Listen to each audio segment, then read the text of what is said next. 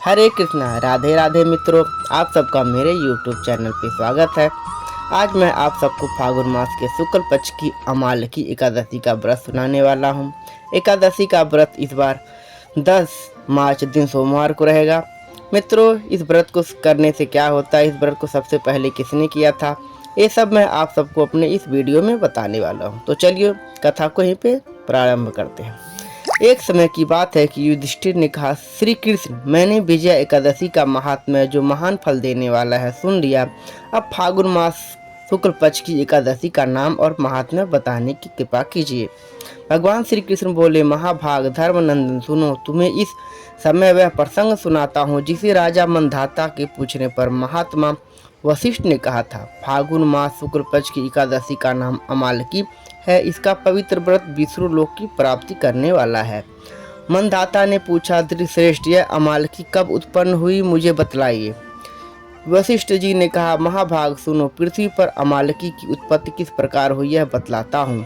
अमालकी महान वृक्ष है जो सब पापों का नाश करने वाला है। भगवान विष्णु के थूकने पर उनके मुख से चंद्रमा के समान कांतिमान एक बिंदु प्रकट हुआ। वह बिंदु पृथ्वी पर गिरा, उसी से अमालकी आंवले का महान वृक्ष उत्पन्न हुआ। यह सभी वृक्षों का आदिभूत कहलाता है। इसी समय समस्त प्रजा की सृष्टि करने के लिए भगवान ने ब्रह्मा जी को उत्पन्न किया। उन्हीं ने इस प्रजाओं की सृष्टि हुई। देवता, दानव, गंधर्व, यक्ष, राक्षस, नाग तथा निर्मल अंतःकरण करने वाले महर्षियों को ब्रह्मा जी ने जन्म दिया।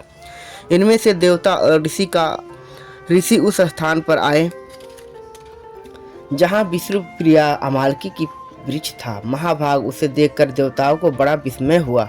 वे एक दूसरे पर दृष्टिपात करते हुए कंठापूर्वक उस वृक्ष की ओर देखने लगे और खड़े खड़े सोचने लगे कि वृक्ष पाकर आदि वृक्ष तो पूर्व कल्प की ही है भांति है, जो सब के सब हमारे परिचित है, किंतु इस पृथ्वी को हम नहीं जानते। उन्हें इस प्रकार चिंता करते देख आकाशवाणी हुई, महर्षियों, यह श्रेष्ठ पर अमालकी का वृक्ष है जो विष्णु को प्रिय है। इसके स्मरण मात्र से गोदान का फल मिलता है। स्पर्श करने से दूना फल और फल भक्षण करने से तिगुना फल प्राप्त होता है। इसलिए सदा यत्न पूर्वक अमालकी का सेवन करना चाहिए। यह सब पापों को हरने वाला वैष्णव वृक्ष कहलाता है। इसके मूल में विष्णु, ऊपर ब्रह्मा, स्कंद में परमेश्वर भगवान रुद्र, शाखाओं में मुनि, टहनियों में देवता, पत्तों में वसु, फूलों में मरु, गर्ग तथा फलों में समस्त प्रजाति वास करते हैं। अमालकी की सर्वदेवमयी बताई गई है। अतः विष्णु भक्त पुरुषों के लिए परम पूज्य है। ऋषि बोले, हम लोग आपको क्या समझे, आप कौन हैं, देवता हैं या कोई और, हमें ठीक ठीक बतलाइए। आकाशवाणी हुई, जो संपूर्ण भूतों के कर्ता और समस्त भुवनों को स्पृष्टा है, जिन्हें विद्वान पुरुष भी कठिनता से देख पाते हैं, वही सनातन विष्णु मैं हूँ। देवादिदेव भगवान विष्णु का कथन सुनकर उन ब्रह्म कुमार महर्षियों के नेत्र आश्चर्य से चकित हो उठे। उन्हें बड़ा विस्मय हुआ। वे आदि अंत रहित भगवान की स्तुति करने लगे। ऋषि बोले, संपूर्ण भूतों के आत्मभूत आत्मा एवं परमात्मा को नमस्कार है। अपनी महिमा से कभी च्युत न होने वाले अच्युत को नित्य प्रणाम है। अंत रहित परमेश्वर को बारंबार प्रणाम है। दामोदर कवि सर्वज्ञ एवं यज्ञेश्वर को नमस्कार है। मायापते, आपको प्रणाम है। आप विश्व के स्वामी हैं, आपको नमस्कार है। ऋषियों के इस प्रकार स्तुति करने पर भगवान श्री हरि संतुष्ट हुए और बोले, महर्षियों, तुम्हें कौन सा अभिष्ट वरदान दूं? ऋषि बोले, भगवान, यदि आप संतुष्ट हैं तो हम लोग के हित के लिए कोई ऐसा व्रत बतलाइए जो स्वर्ग और मोक्ष रूपी फल प्रदान करने वाला हो।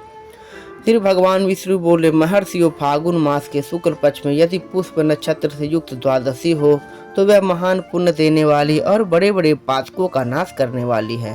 द्विजवरो, उसमें से जो विशेष कर्तव्य है उसको सुनो। अमाल की एकादशी में आंवले के वृक्ष के पास जाकर वहां रात्रि में जागरण करना चाहिए। इससे मनुष्य सब पापों से छूट जाता है और सहस्त्र गोदानों का फल प्राप्त करता है। विप्रगण, यदि व्रतों में उत्तम व्रत है जिसे मैं तुम लोग को बतलाया हूँ। ऋषि बोले, भगवान, इस व्रत की विधि बतलाइए, यह कैसे पूर्ण होता है, इसके देवता, नमस्कार और मंत्र कौन कौन से हैं बतलाए गए हैं।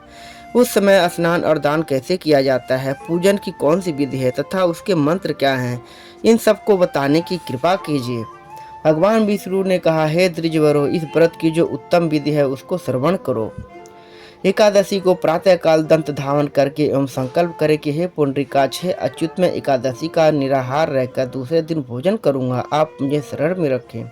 ऐसा नियम लेने के बाद पतित चोर, पाखंडी, दुराचारी, मर्यादा भंग करने वाले तथा गुरु पत्नीगामी मनुष्यों से वार्तालाप न करें। अपने मन को वश में रखते हुए नदी में, पोखरे में, कुएं पर अथवा घर में ही स्नान करें। स्नान के पहले शरीर में मिट्टी लगाएं और मृतिका लगाने का मंत्र यह है: अश्वक्रांते रथक्रांते विश्रुक्रांते वसुंधरे मृतके हर में पापम जन्म कोट्याम समर्जितम। वसुंधरे, तुम्हारे ऊपर अश्व और रथ चला करते हैं तथा वामन अवतार के समान भगवान विष्णु ने भी तुम्हें अपने पैरों से नापा था। मुक्ति के मैंने करोड़ों जन्मों में जो पाप किए हैं, मेरे उन सब पापों को हर लो। जल की अधिष्ठात्री देवी माता, तुम संपूर्ण भूतों के लिए जीवन हो, वही जीवन जो स्वदेश और उद्योग जात के जीवों का भी रक्षक है। तुम वृक्षों की स्वामिनी हो, तुम्हें नमस्कार है। आज मैं संपूर्ण तीर्थों, कुंडों, झरनों और नदियों और देव संबंधी सरोवरों में स्नान कर चुका हूँ। मेरा यह स्नान युक्त सभी पापों का फल देने वाला हो। विद्वान पुरुषों को चाहिए कि वह परशुराम जी की सोने की प्रतिमा बनवाएं। प्रतिमा अपनी शक्ति और धन के अनुसार 1 या आधे मास से स्वर्ण की होनी चाहिए। स्नान के पश्चात घर आकर पूजा और हवन करें। इसके बाद सब प्रकार की सामग्री लेकर आंवले के वृक्ष के पास जाएं। वहां वृक्ष के चारों ओर की जमीन को झाड़ फुहार लीप पोत कर शुद्ध करें। शुद्ध की हुई भूमि में मंत्र पाठ पूर्वक जल से भरे हुए नवीन कलश की स्थापना करें। कलश में पंचरत्न और दिव्य गंध आदि छोड़ दें। श्वेत चंदन से उसको चर्चित करें। कंठ में फूल की माला पहनाएं। सब प्रकार के धूप की सुगंध फैलाएं। जलते हुए दीपकों की श्रेणी सजा कर रखें। तात्पर्य है कि सब और सुंदर एवं मनोहर दृश्य उपस्थित करें। पूजा के लिए नवीन छाता, जूता और वस्त्र भी मंगा कर रखें। कलश के ऊपर एक पात्र रखें, उसे दिव्य खीलों से भर दे। फिर उसके ऊपर स्वर्णमयी परशुराम जी का स्थापना करें। भगवान परशुराम जी की पूरी तरह से उनके सभी अंगों का पूजन करें। भक्त युक्त चित्त से शुद्ध फल के द्वारा देवादिदेव परशुराम जी को अर्घ प्रदान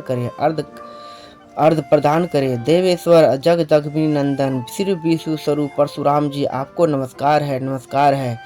आंवले के फल के साथ दिया हुआ मेरा यह अर्घ ग्रहण कीजिए। तदंतर भक्त युक्त चित्त से जागरण करें। नित्य संगीत, वाद, धार्मिक उपाख्यान तथा विष्णु संबंधी कथा वार्ता आदि के द्वारा वह वहाँ रात्रि व्यतीत करें। इसके बाद भगवान विष्णु के नाम लेकर अमालकी की वृक्ष की परिक्रमा 108 या 28 बार करें। फिर सवेरा होने पर श्री हरि की आरती करें। ब्राह्मणों की पूजा करके वहाँ की सब सामग्री उसे निवेदित कर दें। परशुराम जी का कलश, 2 वस्त्र, जूता आदि सभी वस्तुएं दान कर दें और यह भावना करें कि परशुराम जी के स्वरूप में भगवान विष्णु मुझ पर प्रसन्न हो। तत्पश्चात अमालकी का स्पर्श करके उसकी प्रदक्षिणा करें और स्नान करने के बाद विधि पूर्वक ब्राह्मणों को भोजन कराएं। तदंतर कुटुंबियों के साथ बैठकर वहां स्वयं भी भोजन करें। ऐसा करने से जो पुण्य फल प्राप्त होता है वह सब बतलाता हूँ, सुनो। संपूर्ण तीर्थों के सेवन से जो पुण्य फल प्राप्त होता है तथा सब प्रकार के दान देने से जो फल प्राप्त होता है वह सब उपयुक्त विधि के पालन से सुलभ होता है। समस्त यज्ञों की अपेक्षा भी अधिक फल मिलता है, इसमें तनिक भी संदेह नहीं है। यह व्रत सब व्रतों में उत्तम है जिसका मैंने तुमसे पूरा वर्णन किया है। वशिष्ठ जी कहते हैं, महाराज, इतना कहकर देवेश्वर भगवान विष्णु वहीं अंतर्ध्यान हो गए। तत्पश्चात उन समस्त महर्षियों ने उक्त व्रत का पूर्ण रूप से पालन किया। नृपश्रेष्ठ, इसी प्रकार तुम्हें भी इस व्रत का अनुष्ठान करना चाहिए। भगवान श्री कृष्ण कहते हैं, युधिष्ठिर, यह दुर्धर्ष व्रत मनुष्य को सब पापों से मुक्त करने वाला है। तो मित्रों, यहीं पे एकादशी का व्रत संपन्न होता है। आशा करता हूँ कि आप सबको ये व्रत अच्छा लगा होगा। इसी के साथ में आप सबको मेरा प्रणाम और राधे राधे। कृपया चैनल को लाइक, सब्सक्राइब, शेयर जरूर।